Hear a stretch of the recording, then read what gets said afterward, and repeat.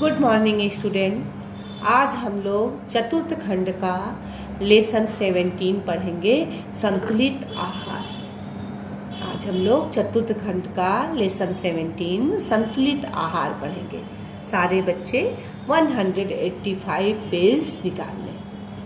ऐसे हमने इसके नोट्स बना दिए हैं, नोट्स से पढ़ाएंगे अभी आपको, और आप लोग सामने अपने बुक निकाल लीजिए।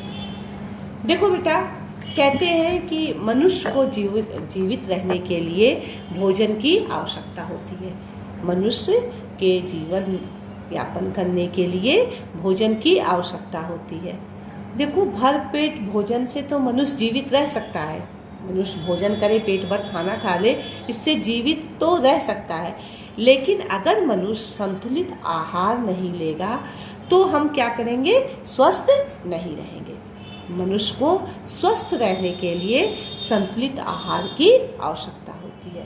देखो, अब हम ये जान लें कि संतुलित आहार किसे कहते हैं।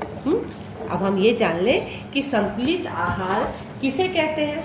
तो देखो बेटा, संतुलित आहार वह आहार है जिसमें ऊर्जा प्रदान करने वाले और शक्ति प्रदान करने वाले व शरीर को रोग मुक्त करने वाले सभी तत्व सम्मिलित हो, उसे हम संतुलित आहार कहते हैं। संतुलित आहार एक तरह से और हम समझ लें, संतुलित आहार वह आहार है जिसमें हमारे सभी पोषक तत्व निहित होते हैं।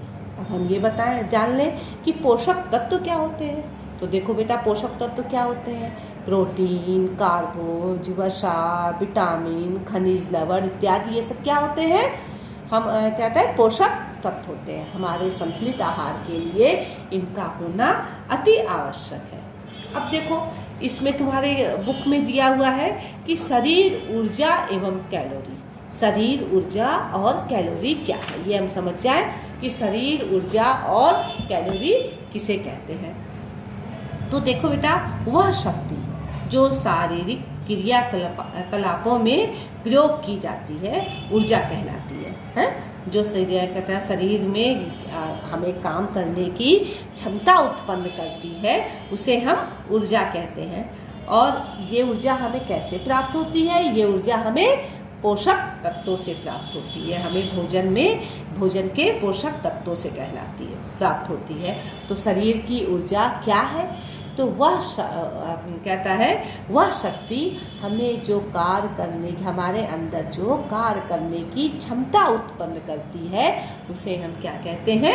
ऊर्जा कहते हैं। और ऊर्जा हमें कैसे प्राप्त होती है? ऊर्जा हमें पोषक तत्वों से प्राप्त होती है। अब देखो, कैलोरी क्या है? कैलोरी किसे कहते हैं?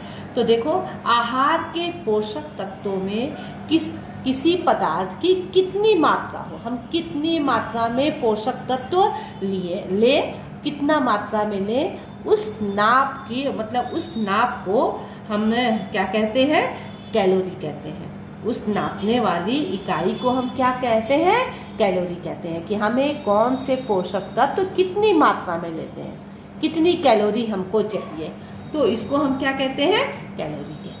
ये हमने आपको नोट्स में स्पष्ट रूप में ये लिखा दिया है कि शरीर, ऊर्जा एवं कैलोरी।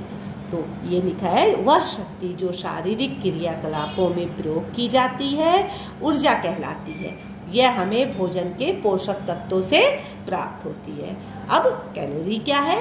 तो आहार के पोषक तत्वों में किसी पदार्थ की कितनी मात्रा में कितनी ऊर्जा होती है, मतलब कि हर पोषक तत्वों में या हर उसमें कितनी मात्रा में ऊर्जा प्राप्त होती है, और वह कैसे नापी जा सकती है। इस ऊर्जा के नापने वाली इकाई को हम क्या कहते हैं?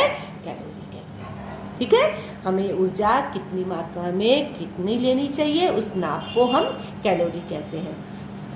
अब देखो बेटा, अब तुम्हारी बुक में है, इसमें दिया हुआ है कि संतुलित आहार का ये पढ़ लिए हम। अब दिया हुआ है इधर, तो ये सारे कैलोरी के बारे में दिया है, स्त्रियों को कितना संतुलित आहार लेना चाहिए, ये इसको आप आके समझेंगे।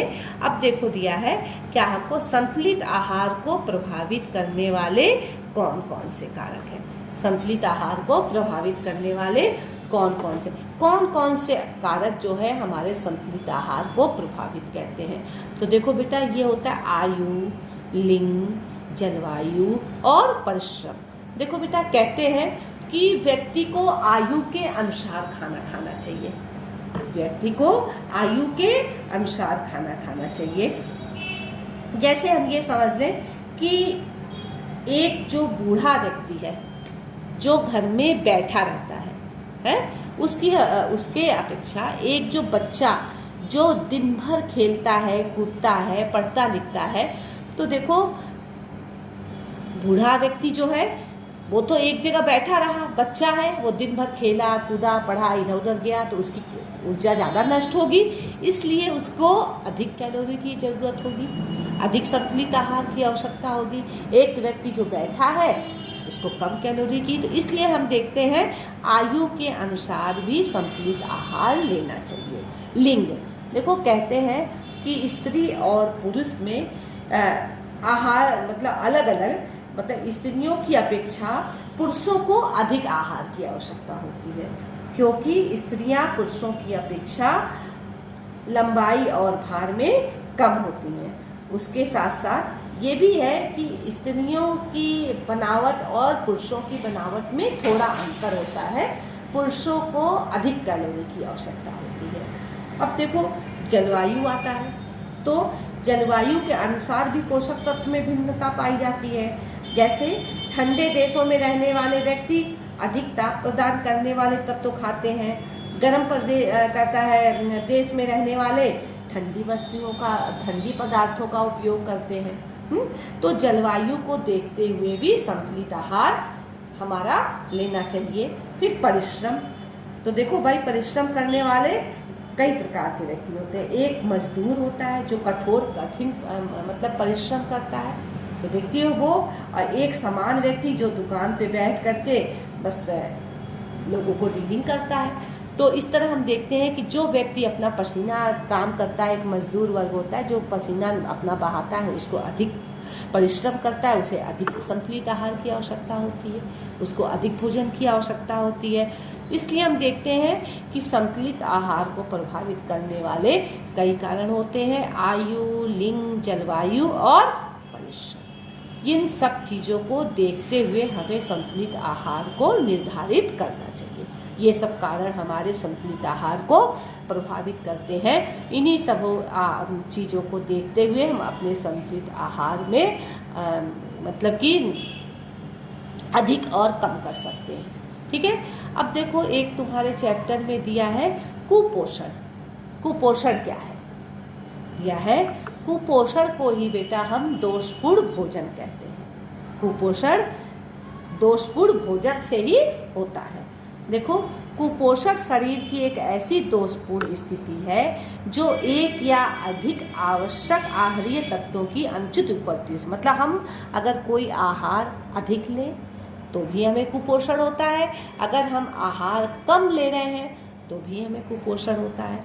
तो इस तरह से हम देखते हैं कि आहार में जब संतुलन नहीं रहता है तो हम कुपोषण के शिकार हो जाते हैं। इससे तमाम तरह की बीमारियां होती हैं। बच्चों में दुबलापन होना, हाइट रुक जाना, दांतों का विकसित ना होना है, मतलब शरीर पे झुर्रियाँ पड़ जाना, आँखों पे पीलापन होना, शरीर के भार में दिन पर दिन कमी आ जाना, ये सब जो है कुपोषण के कारण ही होते हैं।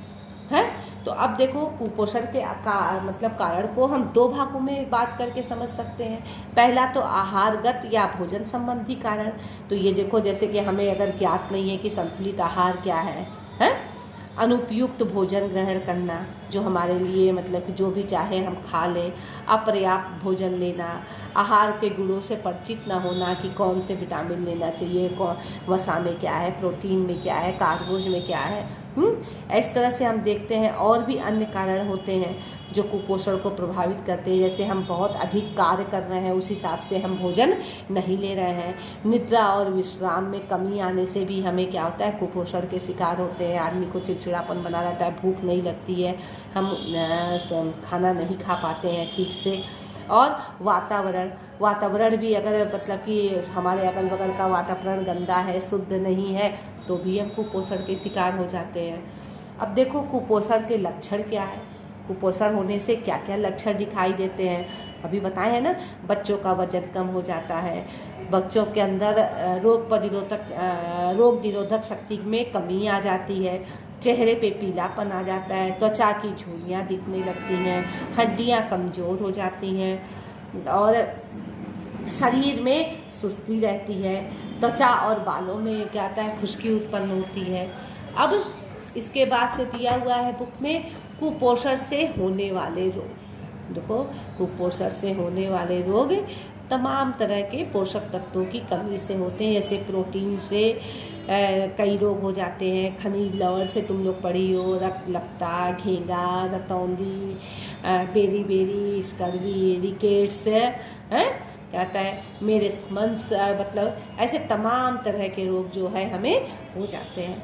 तो हमने देखो बेटा पूरी बुक से नहीं, इस बुक का जो मेन सार है वो तुम लोग को हमने इसमें नोट्स में बना करके और ये तुम लोग को बताया। इतना तुम पढ़ लोगी तो तुम्हें ये चैप्टर जो है पूरी तरह से समझ में आ जाएगा।